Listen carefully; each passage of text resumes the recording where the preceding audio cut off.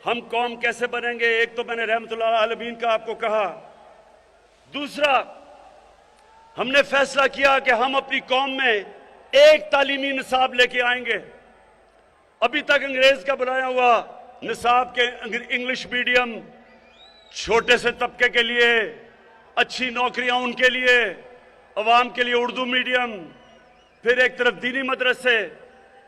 ये पहली दफा 70 साल में पाकिस्तान की तारीख में एक तालीम का निसाब हम लेके आए हैं, पहली दफा। और मैं इस तरह शफकत महमूद आपको और आपकी टीम को खराज तहसीन पेश करता हूं कि हमने फैसला किया कि कौम बनाने के लिए आपको एक निसाब चाहिए। सबको अंग्रेजी पढ़ाएं, लेकिन अंग्रेजी एक इंसानों के अंदर फर्क करने के लिए तो ना हो कि जो पढ़ा लिखा है वो पहले अंग्रेजी बोले बताने के लिए कि मैं पढ़ा लिखा हूं।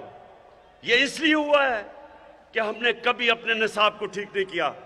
तो इंशाअल्लाह ये जो हमने किया है, ये अभी शुरू किया 5 क्लासेस तक सबको अंग्रेजी पढ़ाएंगे, लेकिन सबको एक निसाब पढ़ाएंगे। हमने अपने दीनी मदरसों को भी, उनको भी हम बीच में लेके आ रहे हैं कि उनको भी और सब्जेक्ट पढ़ाए जाएं, ताकि हमारे दीनी मदरसे के बच्चे भी ऊपर आ सकें, वो भी जनरल बन सके, जजेस बन सके, डॉक्टर बन सके। तो सारी कौम को उठाने के लिए सबसे पहले तो तालीम के ऊपर हमने काम किया। फिर 26 लाख स्कॉलरशिप्स, ये सुने जरा गौर से, 26 लाख स्कॉलरशिप्स हमने रखी अपने अवाम के लिए, नौजवानों के लिए। और ये सारों को मॉनिटर कौन कर रहा है? मेरा प्राइम मिनिस्टर ऑफिस से हम 26 लाख स्कॉलरशिप्स को देख रहे हैं कि वो मेरिट पे जा रही हैं। कहीं कोई तालिब इल्मों को कोई मसले नहीं आ रहे।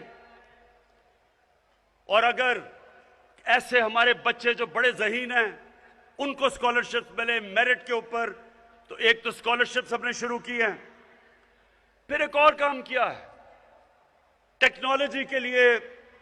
ये पहली दफा पाकिस्तान में मैं 2 यूनिवर्सिटीज बना रहा हूं जिसमें सारी लेटेस्ट टेक्नोलॉजीज हैं। डॉक्टर अतार रहमान और हमारे बड़े जबरदस्त इस वक्त एयरफोर्स के चीफ जो हैं, इनके साथ मिलकर हम एरोस्पेस की लेटेस्ट टेक्नोलॉजी की यूनिवर्सिटी बना रहे हैं, ताकि पाकिस्तान भी अपनी जहाज बना सके। 7 साल से किसी ने नहीं सोचा कि हम बाहर से चीजें लेते हैं।